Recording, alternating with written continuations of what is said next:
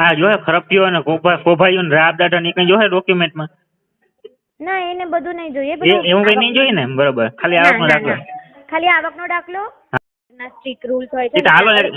એકાદ કટકું વેચી નાખીએ એકાદ ખૂણો વેચી નાખીએ ભણાવો તો જોહે ને હા સાચી વાત છે. બરોબર ને તમે ભણ્યા વગર તો કઈ હાલે નહીં. પણ sir Canada best option. Hello hello education loan hub में से बात कर रही हूँ. आपको एजुकेशन लोन का कोई रिक्वायरमेंट है? હા હા છે જ ને કઈ કન્ટ્રી માટે પ્લાન કરો છો? એ હજી નક્કી નથી પણ વિદેશમાં મૂકવું છે કરહણ બાપાના છોકરાને. હા તો કઈ કન્ટ્રી માટે પ્લાન કરે છે? કેમનું ઓલું હવે એન્જિનિયરિંગ કર્યું કેમનું મોકલાય? એમને પેલી IELTS હા એ બધું પાસ કરી લીધું હવ બધું ત્યાર જ છે.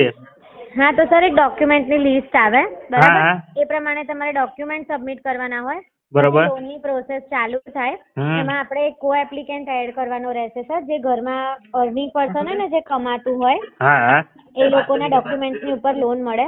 બરોબર. ITR જોબ કરે છે કે બિઝનેસ કરે છે? ના હજી ભણે છે, એન્જિનિયરિંગ પૂરું કર્યું છે. એ નહીં એમના ઘરમાં એમના મમ્મી પપ્પા કે કોઈ છે કો એપ્લિકેન્ટ હા કરે? ખેતી કરે ખેતી. ખેતી કરે છે. હા. અને ITR ભરતા હશે? ITR income tax return? ના એવું કઈ ભરતા નથી. હાથીઓ તો આવકનો ભરે ને દાખલો? હા એ બધું હે નીર ના ભરે ને એવું બધું ભરે. તો તમે એમનો નંબર જ આપી દો ને, એમની સાથે વાત કરી લો. એ પણ મારા લેવા કરવા ને મને એને કીધું કે આમ ત્યાં ગોઠવી દે. એવું છે. હા તો સર એમાં કેવું છે કે ડોક્યુમેન્ટ સબમિટ કરાવી દે ને હમ. એના પછી છે ને અમે લોકો આગળ લોગિન પિનમાં સબમિટ કરાવડાવીએ, એક સાથે 3 બેંકમાં લોગિન કરાવડાવીએ. બરોબર. લોનની પ્રોસેસ ફટાફટ થઈ જાય.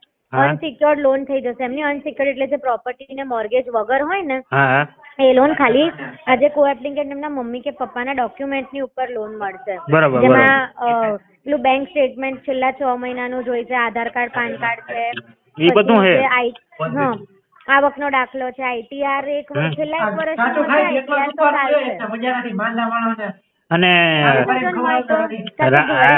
અત્યારે લેટેસ્ટ 22-23 નું તો બી ચાલશે. હા જોહે ખરપ્યો અને કોભાઈઓ ને રાબ દાટા ની કઈ જોહે ડોક્યુમેન્ટમાં?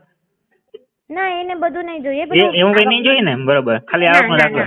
ખાલી આવકનો દાખલો. હા. એક લેટેસ્ટ 1 વર્ષનું ITR હશે ને તો બી ચાલશે. હા. અને કેમણા મોકલવો? એ તમે ક્યાં રહો છો? અમારે અહીં અમદાવાદ. હું અમદાવાદમાંથી જ વાત કરું છું. હા એટલે તમે તમને ઉસ્માનપુરા છે ને હા ત્યાંથી વાત કરું છું. તો તમારા ડોક્યુમેન્ટ ફેસ ટુ ફેસ આવીને આપવા હોય ને ઓફિસ તો બી તમે આપી શકો છો. અને WhatsApp પર તમારે શેર કરવા હોય તો WhatsApp પર બી તમે શેર કરી શકો. ઈ તો મોકલે પણ આપણે મોકલશું કેમ? ઈ તમને જરીક કયો. મોકલવાનું કેમ એમ? હા વિદેશમાં કેમનું મોકલવું?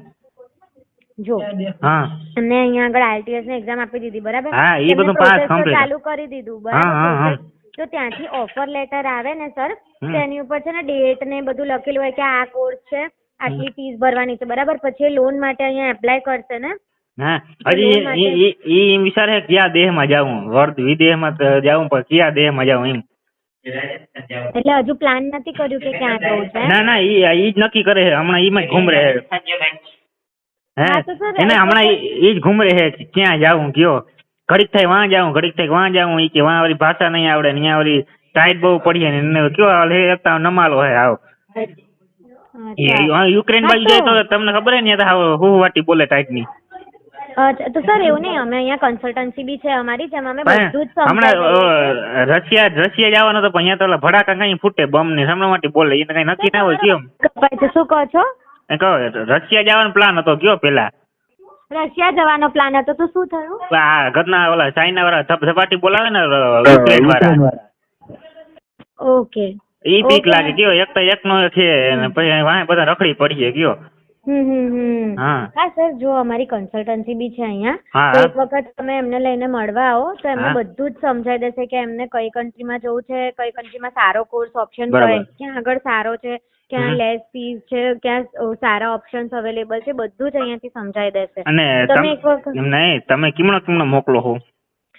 જો કેનેડા છે, UK છે, પછી USA છે, ન્યુઝીલેન્ડ છે, ઓસ્ટ્રેલિયા છે. કેનેડા પર રિમાન્ડમાં બેસીને મોકલો ને? હા બરાબર. પછી એનું ટિકિટ બિકિટ ને બધું એ અમે લોકો હા એ એક્સપેન્સ બી આની અંદર અમે લોકો કાઉન્ટ કરીએ છીએ લોન ની અંદર કે એની ફીસ અને લિવિંગ એક્સપેન્સ એટલું બી આની અંદર કાઉન્ટ થઈ જાય છે. પછી વળી લોન ના પૈસા થી આવીને ભણીએ તો ભરાય એવું હોય કે કઈ રીતનું? હા પછી ભણી ગણીને આમ ડોક્ટર થઈ જાય, એન્જિનિયર થઈ જાય, બરોબર, પગભર થઈ જાય પછી ભરીએ, બરોબર ને, એવી રીતનું હોય ને? બરોબર. હા. ખર્ચો કેટલો આવે? ખર્ચો સર આપણે કેનેડા તમે મોકલો ને તો તમારે 18 થી 20 લાખ નો ખર્ચો થાય. 20 લાખ નો કા? અને યુકે માં મોકલો તો બી એટલો જ થાય 18 થી 20 લાખ રૂપિયા. ઓસ્ટ્રેલિયા મોકલો તો વધારે થાય 25 થી 30 લાખ નો ખર્ચો થાય. ઓસ્ટ્રેલિયા કેમ વધારે? ઓસ્ટ્રેલિયા અને યુએસએ વધારે હોય છે કારણ કે ત્યાંની ગવર્મેન્ટ ના સ્ટ્રિક્ટ રૂલ્સ હોય છે. હાલો એકાદું કટકું વેચી નાખ્યું, એકાદો ખૂણો વેચી નાખ્યો, ભણાવો તો જોહે ને. હા સાચી વાત છે. બરાબર ને, ભણ્યા વગર તો કઈ હાલે નહીં. પણ સર કેનેડા બેસ્ટ ઓપ્શન છે, કેનેડા જ મોકલો ને. કેનેડા બેસ્ટ ઓપ્શન છે.